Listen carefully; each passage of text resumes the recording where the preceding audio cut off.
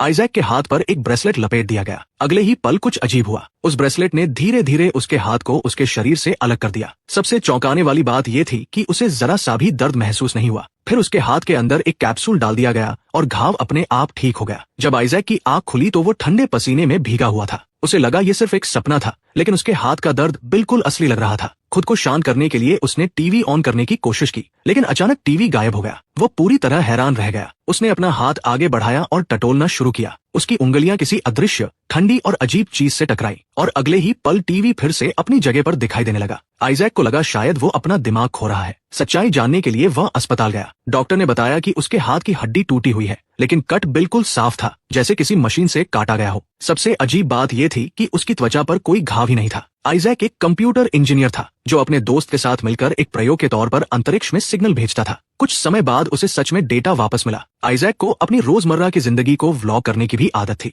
वो हर चीज को कैमरे में रिकॉर्ड करता था। एक दिन जब वो हाइकिंग पर गया, उसने कुछ असाधारण देखा। आसमान से एक रहस्यमयी चीज नीचे उतर रही थी। यह सिर्फ उसने ही नहीं देखा, बल्कि आसपास के लोग भी इसे देख सकते थे। जैसे ही पुलिस मौके पर पहुंची, आइजैक उनसे पहले ही वहां पहुंच गया। उसके सामने एक यूएफओ था, एक एलियन स्पेसशिप। उत्साहित और घबराया हुआ आइजैक उस पल को कैमरे में कैद करने की कोशिश करने लगा, लेकिन इससे पहले कि वह पूरी तरह समझ पाता कि क्या हो रहा है, स्पेसशिप अचानक गायब हो गया। तभी उसके पीछे एक एलियन प्रकट हुआ। हैरान और डरा हुआ आइजैक किसी तरह कैमरा उसकी तरफ घुमाकर रिकॉर्डिंग शुरू कर देता है, लेकिन एलियन उसे नजरअंदाज करता है और वहां से चला जाता है। खतरा महसूस करते हुए आइजैक सावधानी से भागने लगता है। अचानक एक तेज नीली रोशनी चमकती है और सब कुछ अंधेरा हो जाता है। आइजैक तुरंत बेहोश हो जाता है। बाद में जब वह अपने ऑफिस लौटता है तो वह यह फुटेज अपने एक सहकर्मी को दिखाता है। वीडियो साफ तौर पर इशारा करता है कि उसे एलियंस ने अगवा किया था, लेकिन उसका दोस्त उसकी बात पर बिल्कुल भी विश्वास नहीं करता। सच्चाई साबित करने के लिए आइजैक घर जाता है और वीडियो को अबडक्शन टाइटल के साथ यूट्यूब पर अपलोड कर देता है, दावा करते हुए कि उसे एलियंस ने किडनैप किया था। वीडियो तेजी से वायरल हो जाता है। अगले ही दिन मीडिया चैनल उसे इंटरव्यू के लिए कॉल करने लगते हैं। एक इंटरव्यू के दौरान एक रिपोर्टर उससे तीखे सवाल पूछता है कि वो इतने सही समय पर कैमरा कैसे तैयार रख पाया। आइजैक घबरा जाता है और ठीक से जवाब नहीं दे पाता। रिपोर्टर उसकी कहानी को झूठा करार देकर इंटरव्यू खत्म कर देता है। जल्द ही न्यूज चैनल्स ये दिखाने लगते हैं कि आइजैक ने सिर्फ फेम पाने के लिए ये सब फेक किया है। परेशान होकर आइजैक इंटरनेट पर दूसरे एलियन एब्डक्शन के पीड़ितों को खोजने लगता है। खोजते हुए उसे एक लड़की का कमेंट मिलता है जिसने उसके जैसे ही अनुभव बताए थे। उत्सुक होकर आइजैक उससे संपर्क करता है और मिलने का प्लान बनाता है। जब वो होटल पहुंचता है, लड़की खुद को सारा के नाम से परिचित कराती है। आइजैक उसे अपना फुटेज और यूएफओ से जुड़ी कुछ पुरानी तस्वीरें दिखाता है। सारा उसे एक आदमी के बारे में बताती है जिसका नाम कार्ल था, जिसे 1989 में अलास्का में एलियंस ने अगवा किया था। सारा के मुताबिक कार्ल ने लाई डिटेक्टर टेस्ट भी पास किया था, लेकिन बाद में वो रहस्यमय तरीके से गायब हो गया। जाने से पहले आइजैक सारा को अपना नंबर देता है और कहता है कि अगर उसे कुछ और पता चले तो उसे जरूर बताए। अगले दिन आइजैक उन लोगों को अपना वीडियो भेजने निकलता है जिन्होंने एलियन एब्डक्शन के बारे में लिखा था।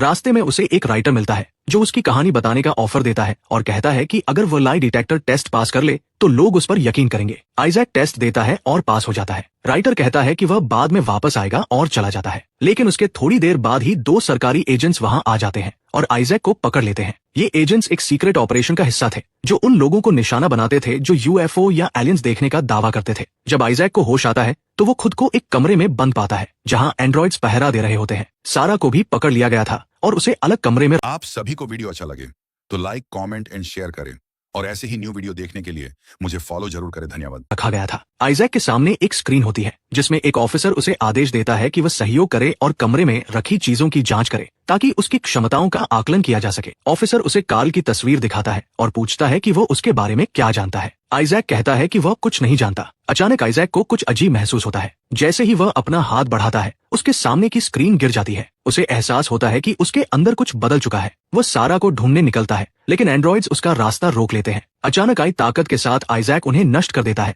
और उनके हथियार ले लेता है। आगे बढ़ते हुए वह सारा को ढूंढ लेता है, उसे आजाद करता है और दोनों मिलकर भागने की कोशिश करते हैं, लेकिन सभी दरवाजे लॉक कर दिए गए थे। तभी साफ हो जाता है कि आइजैक के अंदर कोई खास शक्ति आ गई है। उसी शक्ति का इस्तेमाल करके वह दरवाजा खोल देता है और सारा के साथ वहां से निकल जाता है, यहाँ तक कि पीछे से दरवाजा भी बंद कर देता है। उधर ऑफिसर अपनी टीम को बताता है कि आइजैक और सारा काल की तरफ बढ़ रहे हैं। सच जानने के लिए वह उनके पीछे और एंड्रॉइड्स भेज देता है। भागने के बाद आइजैक और सारा एक गांव में पहुंचते हैं। वे एक छोटे से रेस्टोरेंट में शरण लेते हैं। आइजैक सारा से कहता है कि अगर उसे इंटरनेट मिल जाए तो वो काल की लोकेशन ट्रेस कर सकता है। वह एक स्थानीय लड़की से पूछता है कि क्या उसे किसी ऐसे व्यक्ति के बारे में पता है जिसके पास कंप्यूटर या इंटरनेट हो। लड़की उन्हें एक हैकर का पता देती है। उम्मीद के साथ वे हैकर के पास पहुंचते हैं, लेकिन तभी एंड्रॉइड्स फिर से उनका पीछा करते हुए वहां आ जाते हैं और उन्हें फिर से भागना पड़ता है। हैकर एक चौंकाने वाला सच बताता है, जो लोग उनका पीछा कर रहे हैं वे एक सीक्रेट ऑर्गेनाइजेशन से जुड़े हैं जो यूनाइटेड नेशंस के अंदर काम करता है और जमीन के नीचे रहकर सब कुछ मॉनिटर करता है। वह बताता है कि उसे इसके बारे में इसलिए पता है क्योंकि उसने एक बार उनके सिस्टम को हैक किया था। आइजैक तुरंत उससे कार्ल की लोकेशन पता लगाने के लिए कहता है।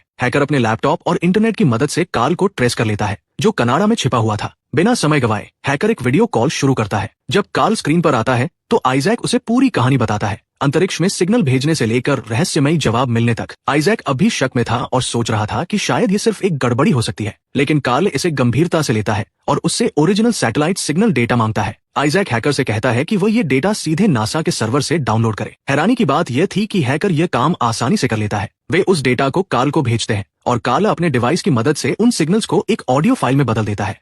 उसका विश्लेषण करने के बाद कार्ल एक डरावना खुलासा करता है। ये सिग्नल्स रैंडम नहीं थे, ये एलियंस द्वारा भेजे गए थे और डिकोड किए गए मैसेज के अनुसार एलियन सिर्फ 5 दिनों में पृथ्वी पर आने वाले हैं। ठीक शाम 4 बजे कार्ल तुरंत आइजैक को चेतावनी देता है कि वो छिप जाए। वो उसे कहता है कि सभी इलेक्ट्रॉनिक डिवाइसेस को बंद कर दे या नष्ट कर दे, क्योंकि सीक्रेट एजेंसी उन्हें उन्हीं के जरिए ट्रैक कर सकती है। ये चेतावनी देकर कार्ल कॉल खत्म कर देता है। स्थिति की गंभीरता को समझते हुए आइजैक फैसला करता है कि उन्हें कार्ल को खुद जाकर ढूंढना होगा। एलियंस के आने में सिर्फ 5 दिन बचे थे, इसलिए आइजैक, सारा और हैकर कनाडा के लिए निकल पड़ते हैं। वहीं दूसरी तरफ उनका पीछा कर रहा ऑफिसर भी उनकी मंजिल का पता लगा लेता है। पूरी रात सफर करने के बाद वे अगले दिन कनाडा पहुंच जाते हैं। कार्ल को ढूंढते हुए वे एक ट्रेन में सवार होते हैं, लेकिन एंड्रॉइड्स अब भी उनका पीछा कर रहे होते हैं और रेलवे ट्रैक के साथ साथ आगे बढ़ रहे होते हैं। हैकर जल्दी से आइजैक और सारा को मास्क देता है और बताता है कि एंड्रॉइड्स उन्हें फेस रिकॉग्निशन से पहचान सकते हैं। मास्क पहनकर वे चुपचाप बैठ जाते हैं। तभी एंड्रॉइड्स ट्रेन में घुसकर यात्रियों को स्कैन करना शुरू कर देते हैं। उनमें से एक एंड्रॉइड को आइजैक पर शक हो जाता है और वह गोली चलाने की तैयारी करता है,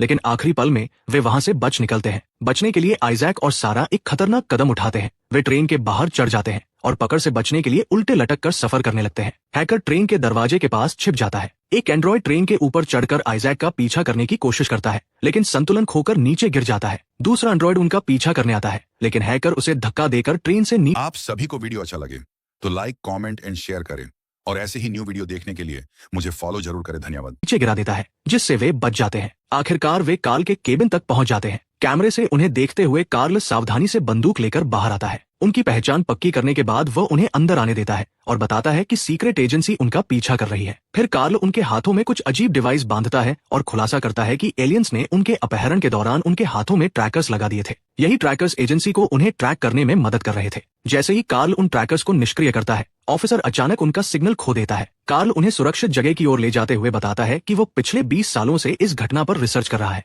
उसने एक ऐसा डिवाइस भी बनाया है जो किसी भी सिग्नल को ऑडियो में बदल सकता है। वो बताता है कि उसने भी एक बार अंतरिक्ष में सिग्नल भेजा था और जवाब मिला था, लेकिन वो आइजैक के सिग्नल जितना मजबूत या साफ नहीं था। जल्द ही वह पल आ जाता है। स्पेसशिप के आने से कुछ मिनट पहले कार्ल के केबिन के आसपास अजीब और डरावनी आवाजें गूंजने लगती हैं। कुछ असामान्य महसूस करते हुए आइजैक बाहर जाकर जांच करने का फैसला करता है। पास के जंगल में वो उस आवाज के स्रोत को ढूंढने लगता है। अचानक एक एलियन प्रकट होता है और उसका पीछा करने लगता है। डर और बेबसी में आइजैक चिल्लाता है, तुम मुझसे क्या चाहते हो? और तभी दृश्य काला हो जाता है। कुछ ही पलों बाद आइजैक फिर से केबिन के अंदर होता है, लेकिन इस बार एलियन भी उनके साथ होता है। कार्ल अपने डिवाइस की मदद से एलियन की भाषा को समझने लायक बना देता है। एलियन अपना असली मकसद बताता है। वे इंसानों का अध्ययन करना चाहते हैं। वे जानना चाहते हैं कि इंसान कैसे जीते हैं, कैसे सर्वाइव करते हैं और पृथ्वी दूसरे ग्रहों से इतनी अलग क्यों है। बात करते हुए एलियन उन्हें कई विजन दिखाता है और इंसानी इतिहास से जुड़े सवाल पूछता है। एक विजन में वे यीशु मसीह को देखते हैं। आइजैक उसे बताता है कि वे कौन है। एलियन जवाब देता है कि वे पहले से ही उनके बारे में जानते हैं